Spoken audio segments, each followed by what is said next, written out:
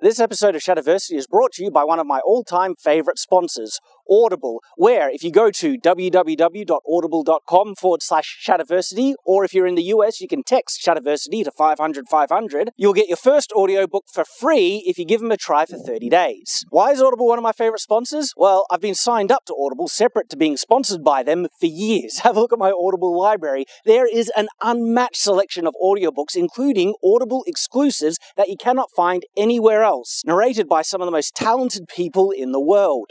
You know, it's still the beginning of the year, and if you're looking at trying something new going into the future, try Audible. Listening to audiobooks is the best way you can read a book because it's read to you. I love listening to them when I'm driving in my car or working at the computer, and Audible, their app, is just phenomenal, where I can listen to it on my phone, and when I jump to my computer, it syncs up automatically and picks up right where I left off. If you want to learn about cooking or fitness or just escape into a new world with a wonderful fantasy, Audible is just excellent. And might I suggest you check out one of the greatest fantasy epics of all time, The Wheel of Time, beginning with The Eye of the World, narrated by the flawless Michael Kramer and Kate Redding. They are just wonderful. In fact, if you want to get the first book in The Wheel of Time, The Eye of the World, for free, go to www.audible.com/Shadiversity, or if you are in the US, you can just text Shadiversity to 500-500 to get that book for free with a 30-day trial and indeed a membership. By the way, if you sign up for a membership, you get a book for free each month. That's such a good price, it's insane. And you just get all these audiobooks that you want. I've done it for years, it's awesome. So please do go check it out. Thank you, Audible, for sponsoring this video. And now, let's get to the subject of this video. Shadiversity. Greetings, I'm Shad, and welcome to Underappreciated Historical Weapons. And in this episode, we're looking at a kind of interesting weapon because it is both underappreciated and, in this kind of state, it is overappreciated, and it is indeed the Scythe. The Scythe is a kind of complex, sophisticated subject when you really dive into it, and there's a bit to cover, so let's go right into it. First of all, the Scythe, as depicted in many pop cultures, the Grim Reaper Scythe. This is actually a Grim Reaper's, fantasy Scythe.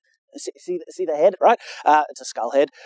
Okay, so the classic Grim Reaper's Scythe, no, that's not really a weapon, though there's a weapon that's quite similar to it that I'm going to mention later because it's not really a scythe. What is a scythe? Well, a real scythe is actually an agricultural implement that wasn't just used in the medieval period, but all the way through to the 1800s. And it, of course, looks very much like what you see here, but with some very key, important differences. One of the differences is that there's actually two handles right about here on a real scythe. And I'll move back so I can see it. So it wasn't actually meant to be held like this, but in fact on the handles that protruded out of the main shaft. And the other key difference is that the blade that was on the scythe was actually not lined up, as you see this one being lined up, to the shaft itself. It was actually kind of tilted to an angle, and the reason for this was for cutting grass and grain. And so when you held the scythe on an angle downwards like this, the blade was actually in line with the ground. And so you would hold it at the handles and you'd do these big swashes and sweeps and stuff, and you would thresh and cut grass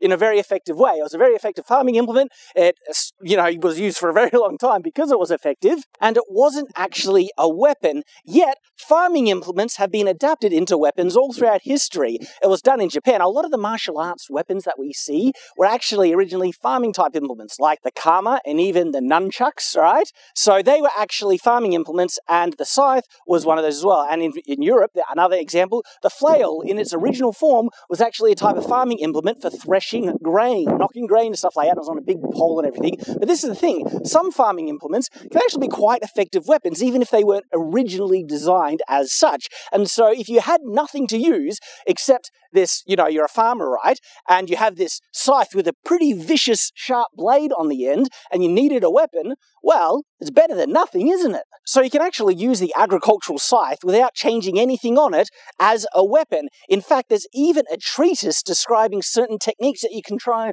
and, use the scythe in full-on combat.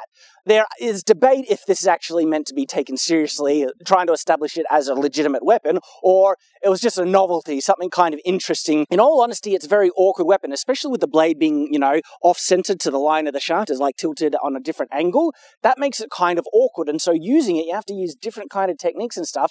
But of course, it's like I said, it's better than nothing, but still being competent with a weapon like that versus someone who's also using the same weapon or even a better weapon that's designed designed for real combat, you're at a bit of a disadvantage. And if you can win, that shows a level of competence and skill, doesn't it? Yet in reality, it's actually a very inefficient weapon design as it is. And so there is an adaptation on the Scythe that people have, there's speculation onto exactly how this war Scythe really came about. And people say it's because people started using scythes as weapons and realized, you know, these aren't actually fully effective as a weapon. In fact, there's a couple of distinct changes we'd want to make to an agricultural scythe to make them effective weapons. And one of the things is the angle in which the blade is protruding from the shaft. You can stab people really well with it, but there's this big vicious blade on the underside that's actually really hard to strike people with. I mean, the only way you would do it is if you overshoot your opponent, then try and pull it in and try and slash that way. But when you do a big swing like that, you're just stabbing them. You're not actually using the blade. And people seem to have noticed this and realized, well, if we want to get the utility out of this blade, we're going to need to change the angle. And so there is such a weapon known as a war scythe. And this is the underappreciated weapon that I'm kind of talking about, because the actual classic kind of cliche death scythe is not really effective, okay? Yes, there was a novelty, and if you had nothing, it's better than nothing. But if you actually wanted to adapt this to combat, well, there is such thing as a war scythe, and it's not this. What it actually is, it's like a polearm with a scythe looking blade. Sometimes they were repurposed agricultural scythes, but people say that agricultural scythes, their blades are too thin to handle the rigors of full-on combat and they get damaged too easily. And so a proper war scythe has a purposefully built blade on the end. It's still shaped like a scythe blade, but it's thicker and more robust, curving forward on the end. And because it's now, instead of angled like 90 degrees from the shaft, it's actually sticking up forward with a forward curving striking end, well, you can actually strike with the blade, and it's a far more efficient weapon. That is what is called and known as the war scythe.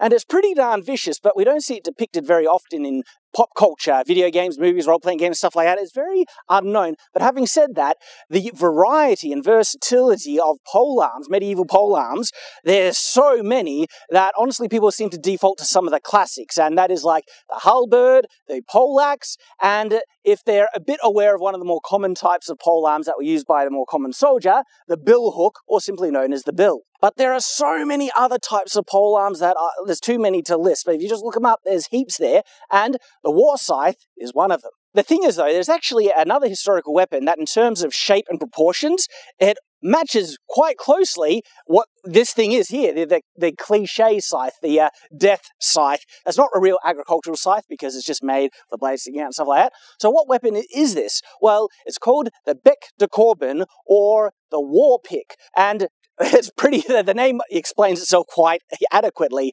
It's a polearm weapon, long shaft, with a pick on the end, except, again, this was made for combat. It wasn't made to mirror a real scythe. It has no blade on the bottom or top end. It's a pick. And because it's a pick, you don't need something so long, which will add unnecessary weight. And it doesn't really increase its functionality at all. It's as long as it needs to be effective, but no longer. And so the bec de corbin, or war pick, the actual spike only comes out to about this far, sometimes even shorter, but my goodness, with the leverage that you can get from a big pole weapon with a pick on the end, right? Wow, the penetrative power and just the deadliness of this weapon is crazy, and we see spikes like this put on many other polearm weapons, kind of combining the uses. So, for instance, the halberd has an axe head on one end, and on the other side, we see a big old spike. Well, the bec de corbin is actually kind of takes one thing from the classic halberd and one thing from the classic poleaxe, because with a poleaxe, you have an axe head and a hammer head on the other side. Well, generally, with a bec de corbin, you'll have a spike on one end and a hammer on the other. And so there is a danger with, even if you were to say use a classic kind of spike scythe kind of thing like this, and it wasn't a true war pick where it was longer and stuff, you'd be using it in almost the exact same fashion as one another. They're about the same. And there is a potential weakness that you can get with either one. And it's the weakness of, you know, picks and spikes like this, is that it can get stuck in the opponent, especially if they're wearing metal armor. This is the thing. People say that weapons like the bec de corbin or even the spike on halberds and everything were universally used to get through metal armor. Yes and no. You see, there are high chances that it can pierce metal armor, but generally it'll only puncture the metal depending on how strong the metal is, because sometimes the metal is much lower quality, so it'll be able to penetrate much deeper. But if it's a good quality metal armor, breastplate and stuff, it only penetrates about this much, and then they have padding underneath, and it actually doesn't really injure the wearer. And even if it does, it's only a tiny little puncture wound. It's not big. They'll bleed a little bit, but definitely not fatal, right? And then there's a big problem that usually results out of trying to strike the metal plates on armor with a weapon like the Vector Corbin or the spikes on halberds and even poleaxes and stuff, is that they get stuck in the metal. It gets jammed. The metal, doesn't want to push aside, so there's a lot of friction when it gets jammed in from a big swing, and more often than not, you can't pull it out. You've almost disarmed yourself, you're trying to pull it out, the person will be standing there fine, and they can attack you and you don't have a weapon. And so, to save yourself from that, that is why, in my opinion, they have a hammer on the other end, because a hammer can do devastating strikes against metal armor, and you don't have to worry about it getting stuck in the armor. Does that mean you would never use the pick? Well, not at all, because there are other types of armor that have far less, chances of the weapon, the pick part, getting stuck in, like gambeson. And when it comes to a weapon like the Vector Corbin, that would be able to do some pretty good damage to a gambeson, especially with a good swing. Mail as well. Piercing strikes have much higher chance of penetrating mail, and so a weapon like the war pick, which is really what the classic scythe is that's what the classic scythe is, except it's much longer. It has a useless blade on the bottom and that you can't really use. It's essentially a war pick. It's actually not a scythe. It's got more in common with a war pick or a Vector Corbin than the actual war scythe from history. So that's kind of interesting. But there are some armor types, even metal-plated armor types, that even if you get a small amount of penetration on, you could still kill someone. And it's not like on the breastplate, it's on helmets, okay? Even if you penetrate a helmet by that much, and you're able to strike the skull and fracture the skull, that can be game over right then. That's a full-on debilitating attack. And so one of the main targets for a war pick like this would be helmets, absolutely, and they would have much greater chance at penetrating and subverting the whole protective purpose of a helmet in and of itself. And the head is one of the most vulnerable parts. That's one of the main areas you don't want to get hit, especially by a weapon that has chances of penetrating it. And so that's what you really want. This is basically a headshot insta-kill weapon, and it's not guaranteed that you're going to penetrate the helmet in all circumstances, but even if you don't penetrate it, all that force is concentrated on such a small area. So much force is getting transferred onto the helmet, and then even if it doesn't penetrate, all that blunt force is knocking, and if you get knocked on the head so much that your brain then sloshes around and hits the inside of your skull, concussion, you're down, and if you're incapacitated in a battle, you're dead. Yep. So there we go. There's kind of three sides of this discussion of a scythe used in combat. One, it was an agricultural scythe, and yes, they were used in combat. There's even a treatise depicting it. Two, the real proper war scythes were actually quite different to what the standard classic scythe that you see depicted. And the weapon that has most in common with this classic scythe isn't a scythe at all, but a war pick, or the Vector Corbin. So there we go. Very interesting subject cover. I hope you have enjoyed, and of course I hope to see you again. So until that time, farewell.